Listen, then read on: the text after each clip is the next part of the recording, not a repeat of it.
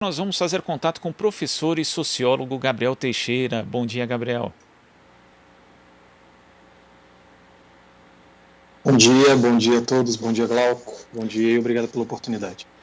Gabriel, nós acompanhávamos há pouco a matéria da repórter Larissa Borer falando justamente dos desafios dos professores durante essa pandemia. Mudou o sistema de trabalho, mudou a relação com os alunos, com os próprios colegas também. E você é um dos responsáveis dentro da rede de educadores em luta, pela plataforma de apoio psicológico para profissionais da educação. Eu queria que você falasse como que surgiu a ideia de fazer essa plataforma e como ela tem funcionado hoje. A plataforma ela nasce primeiro, acho que de uma demanda muito imediata, né?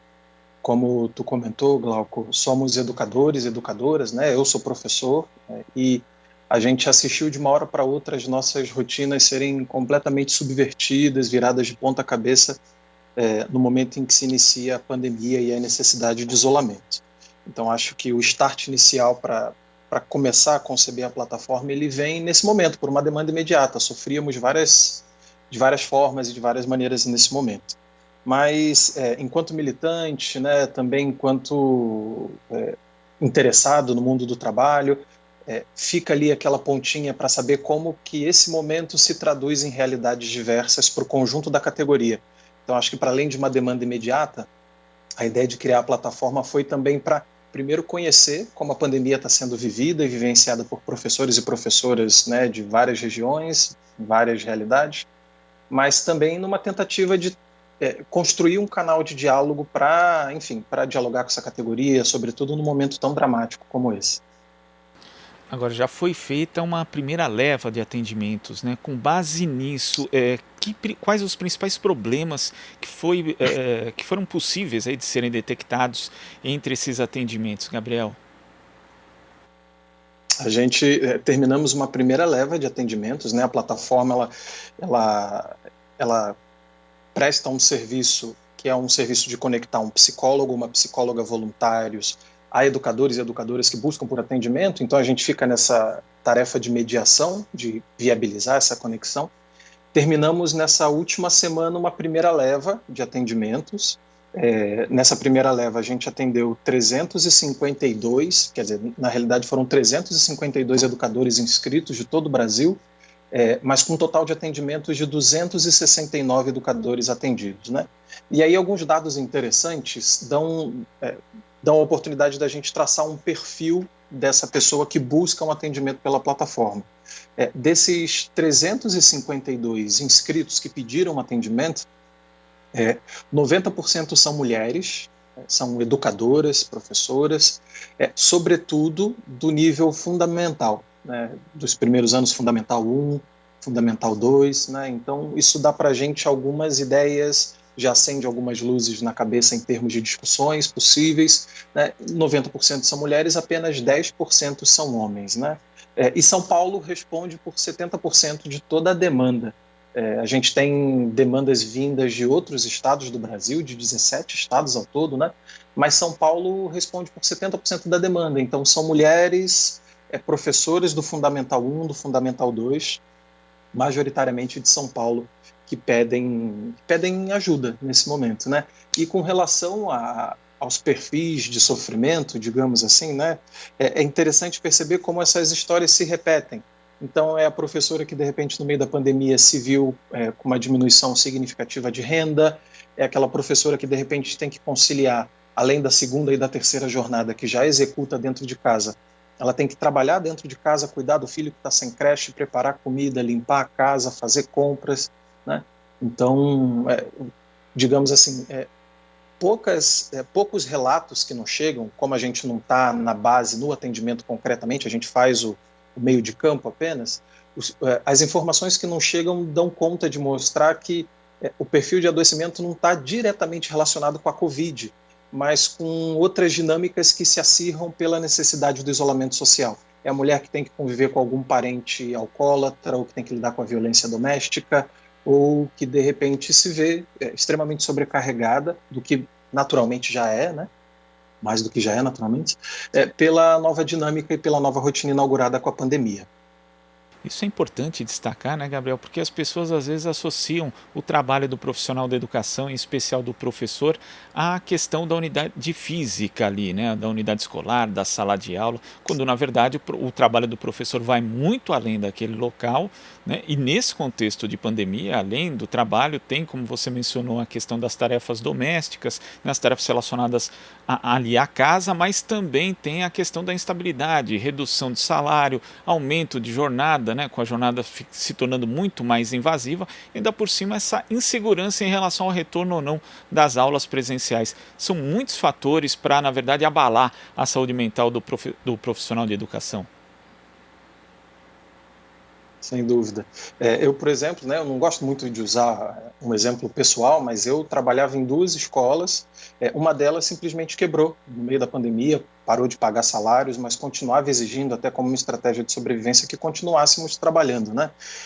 Eu pedi demissão e com isso foi uma parte expressiva da minha renda. Então, essa realidade de professores e professoras se verem com rendimentos diminuídos, algumas escolas entraram nessa medida provisória do governo federal que reduzia salários, mas acontecem dinâmicas muito interessantes no Brasil real, né? Porque você perde 70% do salário, mas a sua escola continua exigindo que você continue trabalhando, né? Então isso era uma coisa muito comum, a gente escuta de colegas, assiste nos contatos que a gente faz com professores, né?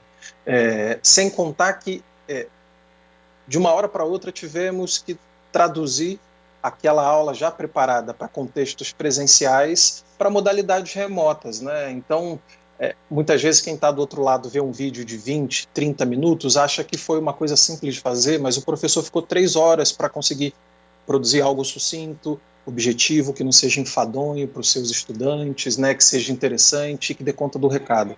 Então, a gente demora um tempo para produzir isso.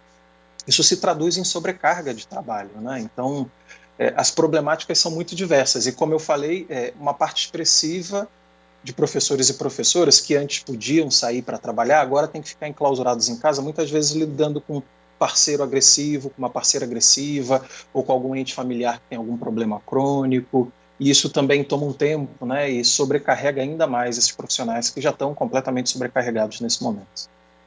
Agora, Gabriel, depois dessa primeira leva de atendimentos, quais são os próximos passos do projeto? Bem, a gente quer continuar viabilizando novos atendimentos. Certo? Tivemos, no primeiro dia de inscrição de professores e professoras, nós tivemos que cancelar novos cadastros, né, porque esgotamos no primeiro momento. A gente tem uma reserva de psicólogos e psicólogas voluntárias que se cadastraram, que estão dispostos a prestar atendimento, e nas primeiras 5 horas de abertura nós tivemos que cancelar novas inscrições. Tamanha a demanda, né, de professores e professoras que buscam atendimento nesse momento. Então, acho que do ponto de vista mais imediato, é viabilizar novos atendimentos, né, mas também, num segundo momento, né, no médio, no longo prazo, eu acho que é utilizar essas informações e essas experiências. Nós não somos a única, tem outras plataformas prestando apoio para profissionais de saúde que estão na linha de frente do Covid, tem algumas experiências semelhantes pipocando por aí. Eu acho que no médio prazo é travar uma discussão para mostrar que isso não pode ficar nas mãos de grupos com boa vontade. Isso tem que ser uma política de Estado, os equipamentos de saúde pública, sobretudo de saúde mental, públicos têm que ser fortalecidos, essas pessoas têm que contar com o SUS para acessar serviços como esse. Claro que a gente entende a plataforma como um serviço imediato, né? Mas gostaríamos que isso fosse algo público, de qualidade, gratuito, disponível para todos os brasileiros e brasileiras. Inclusive, né, embora a gente tenha essa questão conjuntural que é a pandemia, nós sabemos que a estrutura da educação aqui no Brasil acaba dificultando demais a vida dos profissionais da educação, que vivem rotinas estressantes, né, são muitos problemas, a gente tem aí síndrome de burnout, com uma prevalência bastante grande entre profissionais dessa área, então é preciso de fato ter uma atenção por parte do Estado, Gabriel. Sem dúvida, Glauco. E se você me permite uma última informação, né? A gente faz um primeiro balanço agora, ao término da primeira leva de atendimentos. É um balanço com dados ainda muito agregados. A gente tem dados que a gente gostaria de detalhar, mas isso vai demorar um tempo, sobretudo porque a gente se divide entre as tarefas de docência, de pai, de cuidados familiares, com a militância, com as tarefas na rede. Então, isso vai sendo feito aos poucos. Mas se você me permite dizer, né, a gente tem essa primeira informação de que são mulheres professoras do ensino fundamental a parte mais expressiva que busca por atendimento. 90% de todas as pessoas que buscam atendimento são mulheres do ensino fundamental, professores, educadores do ensino fundamental. Mas quando a gente vai ver, por exemplo, né, a plataforma ela faz essa triagem, faz os encaminhamentos por meio de aplicativos como WhatsApp, Telegram, e a gente repara na foto, no rosto dessas mulheres professoras do ensino fundamental. São todas mulheres negras, sua maioria, mulheres que moram nas periferias das cidades, porque a gente tem acesso aos endereços, e eu acho que ajuda ainda mais a compreender um pouco esse perfil. Quem busca o atendimento são mulheres, são negras, são mulheres que moram nas periferias da cidade, e que dialoga com essa tua afirmação, né? Isso precisa ser uma política de Estado, isso precisa ser uma política pública e precisa ser uma política universal. O SUS precisa ser fortalecido, sobretudo no que diz respeito a equipamentos de saúde mental, né? Tivemos agora, recentemente, a aprovação de uma lei que obrigava cada escola a ter psicólogos, mas o presidente vetou, né? Então, eu acho que situações como essa mostram a importância do atendimento psicológico, mostram a importância de se zelar pela saúde mental, sobretudo de trabalhadores que têm sido bastante exigidos no momento como esse da pandemia, como professores e professoras, né? A gente pode extrapolar para várias outras profissões, porque todas estão vivendo mudanças importantes de alguma forma, mas nunca professores e professoras foram tão essenciais nesse momento, mas também mostrando aí várias demandas importantes que precisam ser olhadas com atenção pelo poder público. Sem dúvida. Gabriel, queria agradecer sua participação aqui no Jornal Brasil Atual. Parabéns pelo projeto e pela data também. E até a próxima. Obrigado, eu que agradeço. Um abraço. Abraço. Conversamos aqui com o professor e sociólogo Gabriel Teixeira. Você sintoniza Rádio Brasil Atual.